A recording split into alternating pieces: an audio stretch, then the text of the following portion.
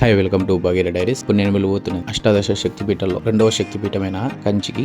ఇక్కడ అమ్మవారు కామాక్షి దేవిగా కొలువై ఉన్నారు. అనంతపురం నుంచి కంచికి డైరెక్ట్ ట్రైన్స్ అవైలబుల్ గా లేవు. మీరు కంచికి వెళ్ళాలంటే గుత్తి నుంచి డైరెక్ట్ ట్రైన్స్ అవైలబుల్ గా ఉన్నాయి. లేదా నాలుగా అనంతపురం నుంచి ముందుగా తిరుపతికి చేరుకొని తిరుపతి నుంచి రెగ్యులర్ గా బస్సెస్ అవైలబుల్ గా ఉంటాయి. కానీ ట్రైన్స్ మాత్రం డైలీ 2 ట్రైన్స్ అవైలబుల్ గా ఉంటాయి. నేను తిరుపతికి మిడ్ నైట్ 2 కి చేరుకున్నాను. నేను వెళ్ళిపోయి Tirupati to Pondicherry demo train. ఇది 4 గంటలకు స్టార్ట్ అవుతుంది. టికెట్ ప్రైస్ తిరుపతి నుంచి 55 రూపీస్ ఉంటుంది. తిరుపతి నుంచి కంచి 110 కిలోమీటర్స్ ఉంటుంది. జర్నీ టైం మార్నింగ్ 8:30కి కంచికి చేరుకున్నాను. కంచి రైల్వే స్టేషన్ నుంచి టెంపుల్ ఏరియాకి వెళ్తున్నా. కంచిని ఏ సిటీ ఆఫ్ 1000 టెంపుల్స్ అని పిలుస్తారు. కంచిలో మస్ట్ అండ్ షుడ్ గా 5 టెంపుల్స్ ని విజిట్ చేయాలి.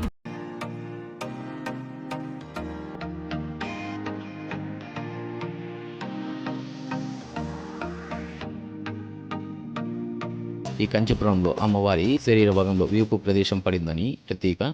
అంతేకాకుండా ఈ కంచిపురాన్ని నాభిస్థానంగా కూడా వర్ణిస్తారు. ఈ టెంపుల్ యొక్క ప్రత్యేకత ఏమిటంటే గాయత్రి శ్లోకంలోని 24 అక్షరాలకు ప్రతీకగా ఈ టెంపుల్లో 24 మండపాలు ఉంటాయి. ఈ మండపాల మధ్య భాగంలో అమ్మవారు మనకు కామాక్షి దేవిగా దర్శనమిస్తారు. అంతేకాకుండా ఆదిశంకరాచార్యులు అమ్మవారి ఉగ్ర రూపం నుండి ప్రజలను రక్షించడానికి సౌందర్య లహరితో కీర్తించి శ్రీచక్రం ఏర్పాటు చేసి కామాక్షి దేవిగా పూజలు అందుకుంటున్నారు. ఇక కామాక్షి అనే పదానికి అర్థం లక్ష్మీదేవి సరస్వతి దేవి యొక్క కన్నులు కలిగిన అనే అర్థం. నా దర్శనం బాగా జరిగింది. ఇక టెంపుల్ బ్యాక్ సైడ్ అతి పెద్ద కోనేరు, అలాగే టెంపుల్ ఫ్రంట్ సైడ్ తేన ధ్వజస్తంభం ఉంటుంది. అలాగే టెంపుల్ లో వివిధ ఉపాలయాలు కూడా ఉంటాయి. వెళ్ళి దర్శనం చేసుకోండి. నెక్స్ట్ వీడియోలో కంచిలో చూడవలసిన మరికొన్ని టెంపుల్స్ గురించి తెలుసుకుందాం. ఈ వీడియో మీకు నచ్చినట్లయితే లైక్ చేయండి. ఇలాంటి ట్రావెలింగ్ వీడియోస్ కోసం నా ఛానల్ ని సబ్స్క్రైబ్ చేయండి.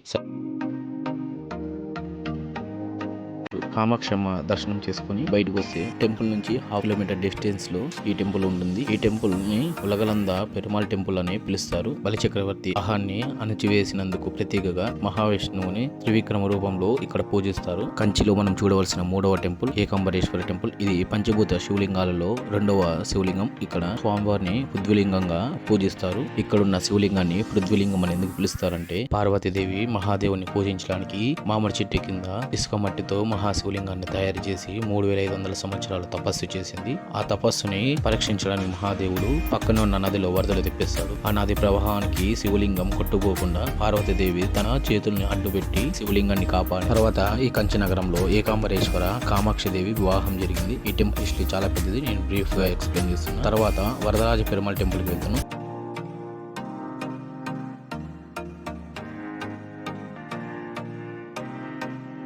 ఇప్పుడు నేను వెళ్తున్నది కంచిలో చూడవలసిన 4వ టెంపుల్. ఇది విష్ణు కంచిలో ఉంటుంది. కంచిని 2 పార్ట్స్ గా డివైడ్ చేస్తారు. ఒకటి శివ కంచి, 2 విష్ణు కంచిగా. శివ కంచిలో Ekambareswara temple, Kamakshamma temple, Ulagalanda Perumal temple ఉంటుంది. ఇక విష్ణు కంచిలో శ్రీ అత్తి వరదరాజ పెరుమాళ్ టెంపుల్. ఈ టెంపుల్ హిస్టరీని బ్రీఫ్ గా ఎక్స్ప్లెయిన్ చేస్తాను. పూర్వం ఈ కంచిపురంలో బ్రహ్మదేవుడు మహావిష్ణువు కోసం యజ్ఞం చేశాడు. ఆ యజ్ఞం పూర్తయ్యాక మహావిష్ణువు ఒక అత్తి చెట్టు కింద ప్రత్యక్షమై యజ్ఞ ఫలితాన్ని బ్రహ్మదేవునికి ఇచ్చాడు. తర్వాత బ్రహ్మదేవుడు విశ్వకర్మతో ఆ అత్తి చెట్టు మీద స్వామివారి శిల్పాన్ని చెక్కించి పూజించాడు. బ్రహ్మదేవుడు పూజించిన ఆ విగ్రహాన్ని మనం కేవలం 40 ఏళ్ళకు ఒకసారి మాత్రమే వెళ్లి దర్శనం చేసుకునే భాగ్యం ఉంటుంది. అది కూడా 48 రోజులు మాత్రమే స్వామివారిని దర్శనం చేసుకోవచ్చు. అంతేకాకుండా ఈ టెంపుల్లో వెండి బల్లి, బంగారు బల్లి కూడా ఉంటుంది. వీటిని తాకి మనం దర్శనం చేసుకోవచ్చు. వీటిని తాకిన తర్వాత మనకు ఎటువంటి బల్లి దోషాలు అంటవని భక్తుల విశ్వాసం. ఇక కంచిలో చూడవలసిన మరొక టెంపుల్ కైలాసనాథన్ టెంపుల్. కంచిలో విజిట్ చేయవలసిన టెంపుల్స్ అన్ని విజిట్ చేశాను. కంచి బస్ స్టాండ్ ఇది. కంచి బస్ స్టాండ్ నుంచి వేలూరుకు వెళ్తున్నా. ఈ వేలూరు కంచికి 70 కిలోమీటర్ డిస్టెన్స్ లో ఉంటుంది. Ticket price 60 rupees. మీకు ఒక విషయం చెప్పాలి. మీరు కంచికి రీచ్ అయ్యాక కామాక్షమ్మ గుడి, ఉలగనంద temple, Ekambareswara temple 1.5 kilometre surrounding లోనే ఉంటాయి. మీరు నడుచు కూడా వెళ్ళొచ్చు. కానీ అత్తి వరదరాజ టెంపుల్ మాత్రం 5 కిలోమీటర్ డిస్టెన్స్ లో ఉంటుంది. వీటిని మీరు రైల్వే స్టేషన్, బస్ స్టాండ్ ఆ సరౌండింగ్ లో ఉండే ఆటో వాళ్ళు మీకు ప్యాకేజ్ మొత్తం 5 టెంపుల్స్ సందర్శించడానికి ప్యాకేజ్ గా పర్సన్ కి 200 చెప్తారు. మీరు మాట్లాడి బార్గెన్ చేసి మీకు కంఫర్టబుల్ గా అనిపించిన ప్రైస్ కి మాట్లాడి అన్ని టెంపుల్స్ కి ఆటోలోని వెళ్ళి రండి. మీకు కంచిలో విజిట్ చేయవలసిన టెంపుల్స్ అన్ని 3-4 అవర్స్ లోనే ఈ ఆటో ఉన్న వాళ్ళే ప్రతి ఒక్క టెంపుల్ మీకు చూపించి మళ్ళీ మిమ్మల్ని ఎక్కడ డ్రాప్ చేయాలో అక్కడ డ్రాప్ చేస్తారు.